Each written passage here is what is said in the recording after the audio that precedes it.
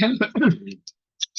Hello, everybody. It's Damon yet again with another video. Sorry if I didn't put in a video last week. I was not feeling under the weather. So this week, what could I talk about?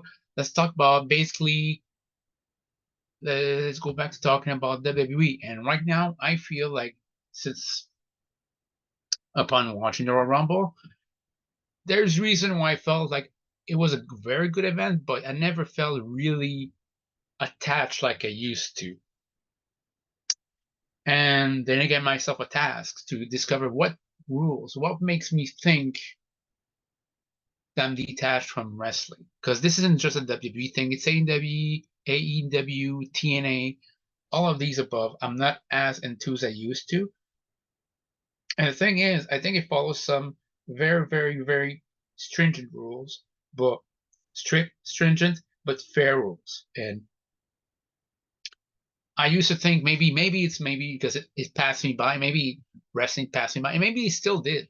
Maybe let's be honest with myself. Maybe I'm not the kind of wrestling fans that are targeting to anymore. But I felt there's some reasons why maybe they could improve. And I'm not gonna say that those are the only reasons that I'm basically the right person. I'm not. I'm basically not the one who's. I believe I have valid points. Yes, I have. For fact, I have 10 valid points in my opinion. Do I believe are the only ones? No. But I think 10 points might be the reason why I like wrestling, but it's like I don't, oh my God, I can't wait for it. To be honest with you, it could also be for movies. There used to be some movies I could say, yes, I can go see them in the movie theater. Like I couldn't wait to see Dark Knight Rises in the movie theater back in 2012. I couldn't wait to see Avengers as well as Avengers Endgame. And now it's like, cool. That's basically my answer. Like, cool, I'm gonna see it. Looks good, but I don't have that anticipation feeling. You don't have basically the goosebumps before you see this. I feel like it's a lost art. So, but going back to wrestling, my 10 ways or 10 points, the first one I think is balance is key. And right now, I don't see a lot of balance in wrestling. I see, you know, back in the Raw vs. Nitro days, WWE versus WCW, you had a lot of balancing styles. You had a lot of different styles. You had the Attitude Brawling, Stone Cold Steve Austin type of brawling. You had the Rock Brawling too. But even back in the Attitude Era, you still had some technical wrestlers. You had Edge, you had Christian, you had basically this, you had X-Pac, basically this, you had the Monster style with Undertaker Kane.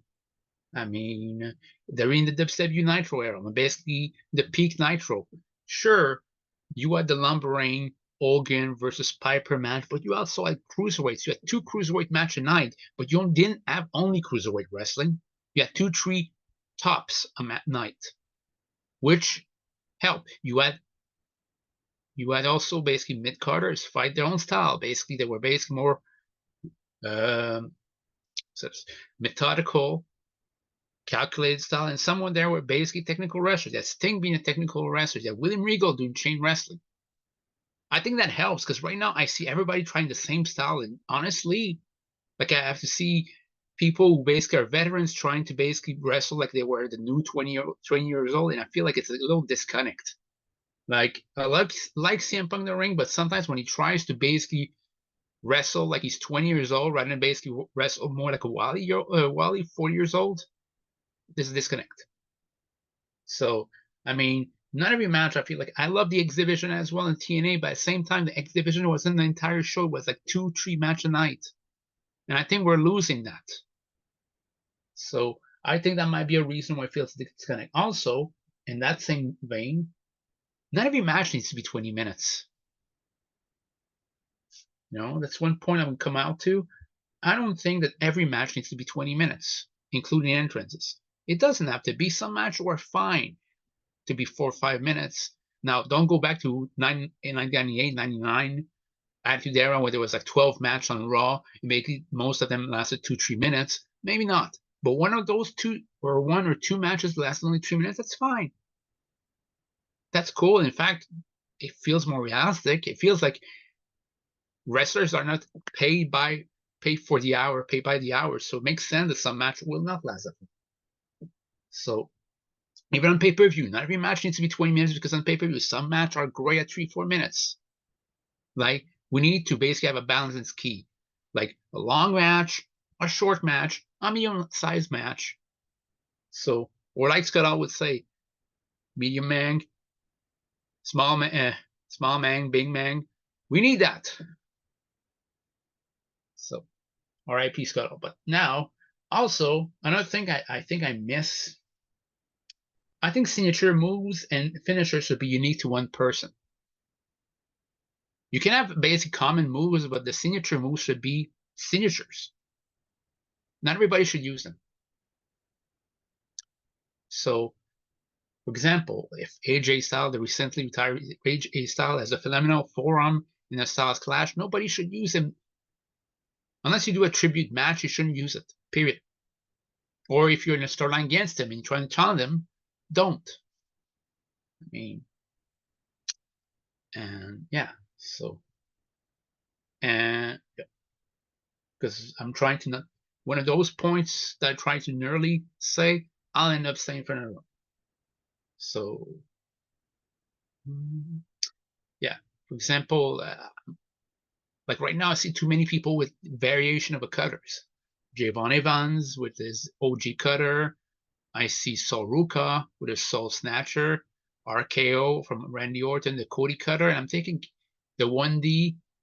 The 1D I can deal with this because it's a tag team move, but only Orton should have their RKO. That's it. Everybody else should not be allowed to do it. It's a disconnect. It feels like everybody, I just want to say, be more original, guys, because that's the reason why you might have many people come out for one show, but they're not coming back for every show. So, yeah, and you should have like basically, I wouldn't say a move set manager, but you have basically somebody who says, okay, here's your moves, here's the set of moves, somebody, and manage everybody on the roster's setup moves or in finishers. Like, okay, cool. You use this move, so wrestler C cannot use it. And you mentioned to wrestler C, well, you're gonna have to change your set of moves because one of them is too similar. That'll make something very, very, that would be honestly, like, I think very beneficial and helps you differentiate you better than others. Differentiate you from other wrestlers. So number 2. Number 3 is more personal taste, so that's not really valid. It might just be personal. But remember 94, 95, 96, there were like light shows on the mat for every wrestler's entrance, every big star entrance. I thought it was neat because you knew it was coming. Everybody was having different logos there and the logos of their characters in the ring. I think that was neat. Like I love Bret Hart with the pink hearts kind of dancing on the screen on the mat, whereas Owen Hart was like blue hearts, but the King of Hearts picture on the mat. I thought it was neat. That's like, why couldn't we do that again? So yeah, that's for this. So also pyros, and I would say maybe start Raws with pyros. That was usually fun. So yeah. Number 4, characters and well-defined at that. Like some characters are kind of defined. Like Drew McIntyre is a great character now. Cody Rhodes, cheesy, but I get it. But there's a lot of wrestlers whose characters are not really well defined, honestly. It feels like the people who are well defined were well defined for many years before. Again, that's number 4. Number 5. After I basically had a video about Bruce Pritchard, which I thought, honestly, erroneous takes on 5 or 4 or 5 pay-per-view, 4 or 5 matches per pay-per-view. And I feel like if people really, really are intent to have 4 or 5 matches per pay-per-view, fine. But make it in your house pay-per-views. Make it 2 hours pay-per-view. Make it fit 2 hours. And basically, here's my advice. It's like, okay, I have 7 pay-per-views, like the 12 pay-per-views in a year, even 7 pay-per-views where it's 5, 6 matches for pay-per-view. You can have 5 pay-per-view, 5 match on the show, 1 in the pre-show, and it's fine. But the following pay-per-views is Raw Rumble, WrestleMania, SummerSlam, Money in the Bank, and Survivor Series are different. And even then, you can actually say for Royal Rumble, if you're actually going to adhere to 2 Rumbles, cool. 2 Rumbles could be 6 matches. The 2 Rumble matches, 2 world title match, and then 2 women's title matches. That's what it should be. It doesn't need to be too much on Rumble. So I agree with this. A grudge match on a Rumble, if it's not for a title, you can do a Saturday night main event. As for Survivor Series, you can also have 6 matches. Before them happen to be elimination matches. You can actually have 1 War Games if you really are into this Triple H, but 1. And 3 other team match or elimination team match. And you can have 1 world title match and 1 women's title match there. So, and Money in the Bank match also can be 6. So in a way, 6. So it could be the 2 Money in the Bank matches, the 2 world title match, and maybe 2 women's title match too. And that would leave WrestleMania and SummerSlam, in which case you could have many. Now, it doesn't need to 10 a show, but why it doesn't need 10 a night? But why can't it be 8? Like, I'm sorry, but I don't see any point in terms of time management where the money, when Under Giant Battle Royal could actually be on the card, and actually somebody could have a moment on that show where they know they're going to get in another match, and wrestlers like it or not, they like to be featured on WrestleMania, so why not? Like 8 a night is not too much. And truth be told, you have to say, well, not every match will be a banger. Then, well, not every match needs to be a banger on pay-per-views. Not even a WrestleMania. Some match needs to be solid, and that's it.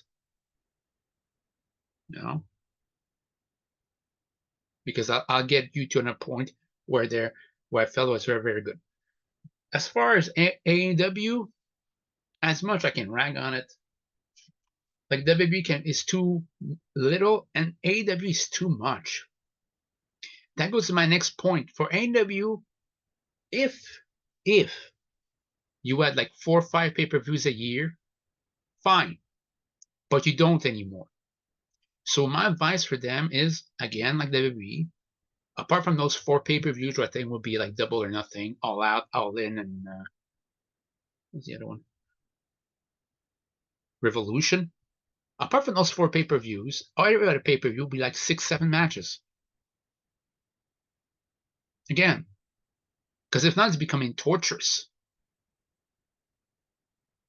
And TNA is not always going to be basically shielded from that. I went to Slammiversary like 1.5 years ago, and I expected fully that it'd be 3 hours, and I was cool with 3 hours.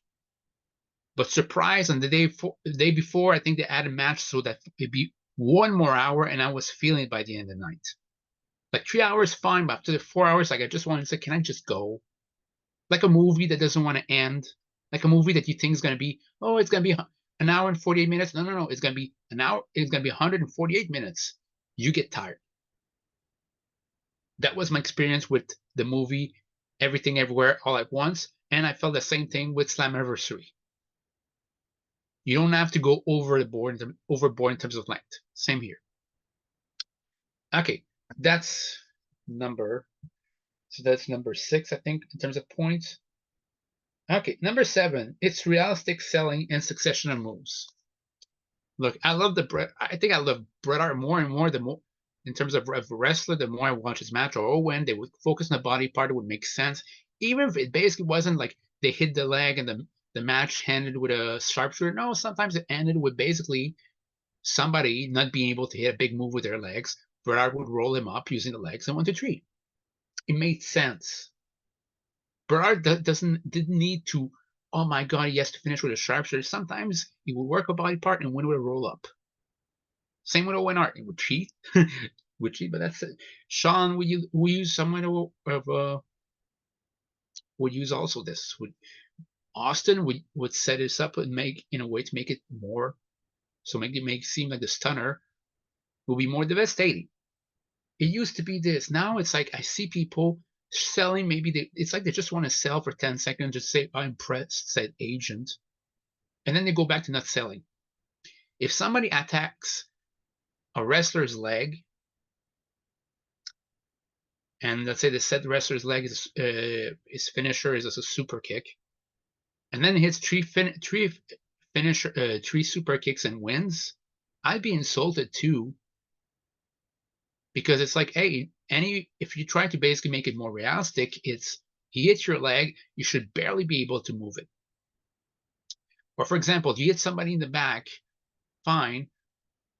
Like I rarely see somebody like basically somebody a wrestler gets attacked in the back, and then all of a sudden they have a difficulty just lifting up their opponent, like holding their back, just doing this, or somebody just doing, putting their legs between on a basically between his opponent's leg when they try to suplex them, like simple counters, like using more chain wrestling, more like basically chain technical wrestling, like make it a bit different. We don't see that.